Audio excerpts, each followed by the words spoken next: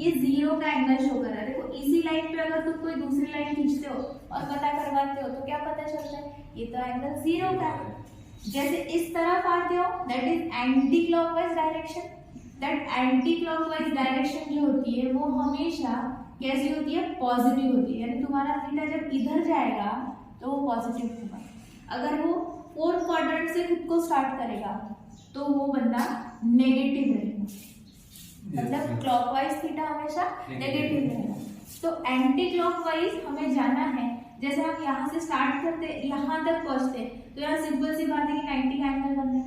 But मैंने अभी कहा कि अपने को थीटा के लैंग्वेज में बात ही नहीं करनी है, अपने को बात करनी है रेडियन की लैंग्वेज में। तो ये बनेगा π/2। ऑलमोस्ट इतना अपने माइंड में सेट करना कि pi is what, pi is nothing but 180।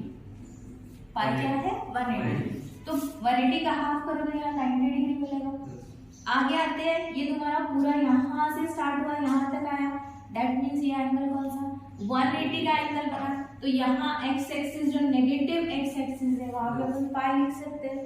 और थोड़ा यहीं से स्टार्ट करते हैं, ये 90 हुआ, ये 180 हुआ और 90 उसमें ऐड करें तो अकॉर्डिंग टू दिस ये 270 होता है ना।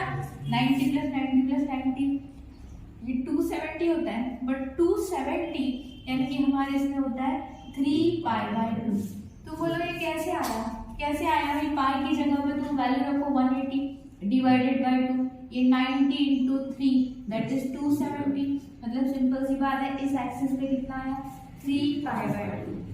एंड नेक्स्ट इज रिटर्न आते हैं अपनी पोजीशन पे, 360 का रोटेशन करते हैं।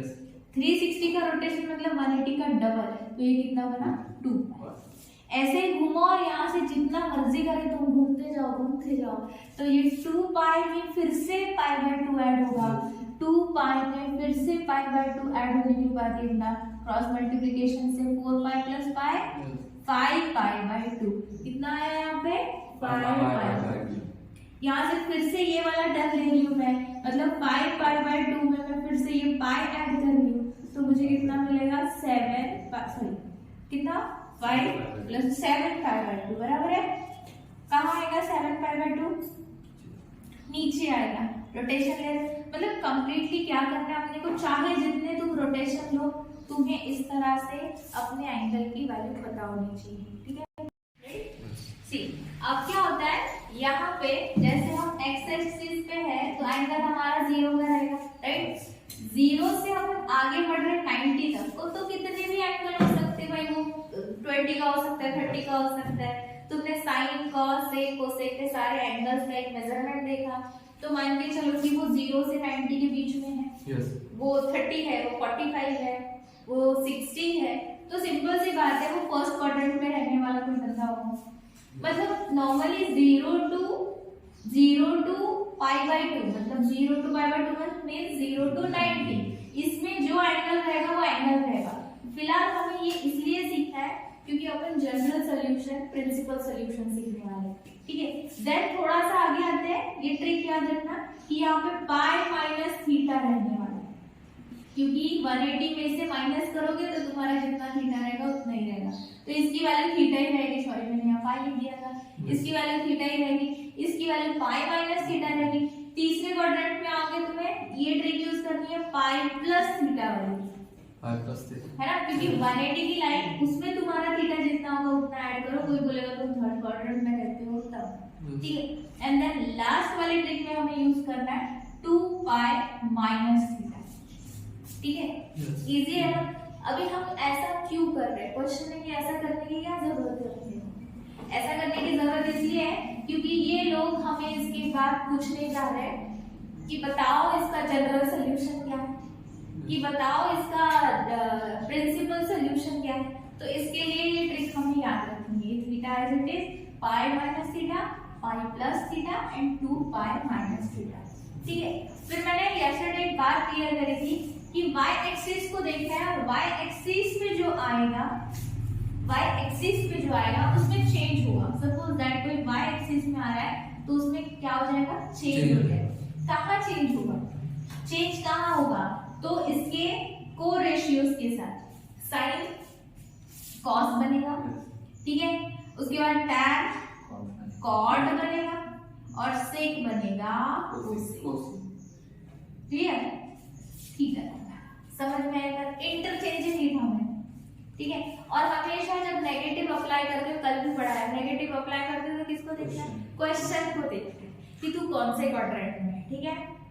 समझ रहे हैं? अभी मेरा नेक्स्ट टॉपिक है यहाँ का प्रिंसिपल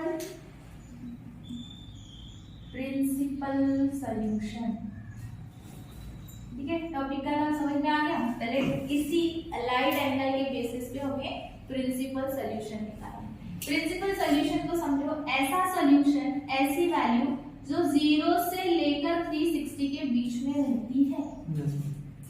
360 नहीं हो सकती क्योंकि 360 और 0 एक ही लाइन में। तो हमें क्या बोलना है? ऐसी वैल्यू, ऐसी कोई थीटा की वैल्यू जो 0 से लेकर या तो इक्वल टू 0 रहेगी या फिर 0 से बड़ी रहेगी, और तब तक बड़ी रहेगी जब तक वो 2 पाई निकलती। बट 2 पाई की जितनी नहीं हो सकती, मतलब कोई भी वैल्यू थीटा की वैल्यू 0 या 2 पाई हो सकती है। तुम ऐसे भी इसको लिख सकते हो। सी आज तक हमें टीचर्स ने पढ़ाया कि बेटा ब्रैकेट ये कंप्लीट ही नहीं है, अगर एक तरफ बॉक्स ब्रैकेट है तो दूसरी तरफ भी ऐसा ही ब्रैकेट होना चाहिए। तो मैंने इसीलिए इधर एक ब्रैकेट दिया है क्योंकि इसका मतलब है कि ये 2 पाई को इंक्लूड नहीं करेगा। 2 पाई का मतलब क्या है? वही 0 वाली लाइन। इसलिए अपन 0 से 2 पाई तक के सॉल्यूशन जो निकालेंगे थीटा के, उसको कहा जाता है प्रिंसिपल सॉल्यूशन। Clear that? यहाँ तक के लिए सिर्फ 3 रेशियो पे फोकस करना, 3 ट्रिगो पे। कौन से ट्रिगो? साइन, कॉस और टैन, बस। बाकी ना तुम्हें कॉट के बारे में सोचना है, ना तुम्हें सेक के बारे में सोचना है, ना कोसेक के बारे में। हमें सोचना है किसके बारे में? साइन, कॉस और टैन के बारे में। तो already it is in cos theta, है ना? Cos theta is equal to कितना दिया है? 1/2, है ना? तो जब 1/2 कॉस थीटा होगा तो कब होगा? तुम 10th या 9th में तुमने वो चार्ट पढ़ा है। तो cos 1/2 कब होता है? 60 डिग्री, ठीक है। वो चार्ट पढ़ना पड़ेगा तुम्हें। 60 डिग्री पे होता है 1/2, यानी इतना तो माइंड में आ गया कि cos 60 की वैल्यू 1/2 होती है। But as I told you कि भाई हमें डिग्री नहीं चलेगी इस बार हमें चलेगा रेडियन, पाई की टर्म में। तो 60 का पाई की वैल्यू कितनी बनी? पाई/3 करके देखो। पाई/3 दैट इज 180 डिवाइड 3, कितना आया? 60 आ गया। मतलब मैं इसकी जगह लिख सकती हूँ पाई/3 इज इक्वल टू 1/2। लिख सकती हूँ ना? अंकल ने क्या बोला अपने को कि cos थीटा की वैल्यू 1/2 है। बोल दिया ना ऐसे? cos थीटा की वैल्यू 1/2 कब रहेगी? जब ये cos कितना रहेगा? 60 रहेगा, बराबर है? जिसका मतलब ये cos कितना रहेगा? पाई/3 रहेगा, है ना? ये 60 का ही मतलब कितना है बेटा? पाई/3। जब ये पाई/3 रहेगा तो हमें पता है कि cos की वैल्यू 1/2 आएगी। Is that clear? अभी क्या हो रहा है, हम इतना ही सोच के रुकना नहीं है अपने को, क्योंकि प्रिंसिपल सॉल्यूशंस 2 होते हैं। मैंने कहा ना कि 0 से लेकर 2 पाई तक सॉल्यूशंस हो सकते हैं। तो सी थोड़ा अलाइड एंगल के कंसेप्ट पे आते हैं। मुझे पता चला कि 60 यहाँ बन सकता है, है ना? और मेरे दिमाग में एक सवाल और भी आया कि भाई कॉस जो है, मैंने तुम्हें शायद पढ़ा होगा ऑल सिल्वर टी कप्स, पढ़ाया था? इसका मतलब है यहाँ सारे के सारे पॉजिटिव, यहाँ सिर्फ साइन और उसका चुलत भाई कौन है? कोसेक। ये दोनों पॉजिटिव रहेंगे, साइन का रिलेशन कोसेक के साथ है। टी मतलब टैन और कॉट, ये दोनों पॉजिटिव रहेंगे, बाकी सारे नेगेटिव रहेंगे। यहाँ कप्स का मतलब कॉस और सेक पढ़ाया था, ये दोनों पॉजिटिव रहेंगे, बाकी सारे नेगेटिव। अब कंसेप्ट क्या है कि हमें इसकी 2 वैल्यू निकालनी है। पहला तो हमें समझ में आ गया, मैम ने बता दिया कि बेटा cos 60 दैट इज cos पाई/3 इज इक्वल टू 1/2। बट और कहाँ cos होता है? ये पहले क्वाड्रेंट में cos पॉजिटिव होता है, वी नो दैट, पहली वैल्यू निकलती है। But what about second? और कहाँ cos पॉजिटिव होता है बताओ मुझे? 4th क्वाड्रेंट में दिखाई दे रहा है। 4th क्वाड्रेंट में cos कैसा है? पॉजिटिव है। मतलब हमें यहाँ वाली एक वैल्यू मिलेगी और यहाँ वाली एक वैल्यू मिलेगी। क्लियर ना? तो पहली वैल्यू तो cos पाई/3 मिल गई, और इसकी दूसरी वैल्यू निकालने के लिए मुझे फोर्थ क्वाड्रेंट में जंप करना पड़ेगा। क्यों? क्योंकि कॉस पॉजिटिव कहाँ कहाँ है? फर्स्ट क्वाड्रेंट में और फोर्थ क्वाड्रेंट में। तो सिंपल सी बात है, मैं इसके आगे फोर्थ क्वाड्रेंट वाला भी कंसेप्ट डाल सकती हूँ। फोर्थ क्वाड्रेंट वाला कंसेप्ट क्या है? 2 पाई माइनस थीटा। ट्रिक बोला मैंने, याद रखो। फोर्थ क्वाड्रेंट में क्या? 2 पाई माइनस थीटा। तो 2 पाई माइनस थीटा, थीटा की जगह पे कौन लिखा तुमने? पाई बाय 3। तो मैं यहाँ लिख सकती हूँ cos 2 pi minus pi by 3। That was theta ना? पर हमें थीटा नहीं चाहिए, हमें पाई बाय 3 चाहिए।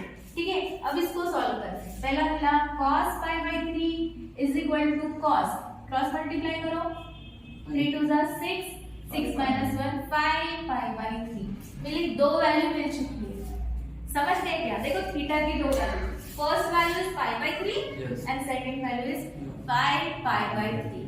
तुम्हें लग रही है कहां से आई? देखो क्योंकि मुझे पता है कि cos इन दो जगह पे पॉजिटिव है, अपना वैल्यू भी पॉजिटिव में दिया है, तो मुझे क्या पता चल रहा है कि cos दो जगह पे पॉजिटिव। तो फर्स्ट तो मुझे बड़ा आसान लगा क्योंकि 60 दिया था, तो पाई बाय 3 निकाला। सेकंड निकालने के लिए मुझे फोर्थ क्वाड्रेंट के बारे में सोचना पड़ा, और फोर्थ क्वाड्रेंट का ट्रिक मैंने बताया 2 पाई माइनस थीटा, याद रखना। ठीक है, एंगल के बारे में यहाँ माइनस प्लस जो भी आएगा सामने तभी सोचना नहीं, फिलहाल 2 पाई माइनस थीटा ही रखना। ठीक है, रखने के बाद मुझे ये वैल्यू मिली। दो सॉल्यूशन तुम्हारे सामने, देखो इनके और इनके बीच में रहने वाले सॉल्यूशन, मतलब 0 इससे इक्वल और छोटा रह सकता है, less than theta which is less than 2 पाई। हमारा प्रिंसिपल सॉल्यूशन का कंसेप्ट हो रहा है, यहाँ पे लागू हो रहा है, बस हो गया। फिर इसका मतलब मैं अभी जहां मुझे थीटा लिख रहा है ना, जो थीटा की दो वैल्यू लिखी, क्या लिख रहा है? Theta is equal to pi by 3 हो सकता है, and theta is equal to कितना हो सकता है? पाई बाय 3। मिल गए तुम्हारे दो solution. This is nothing but the principal solution of the given angle. ठीक है।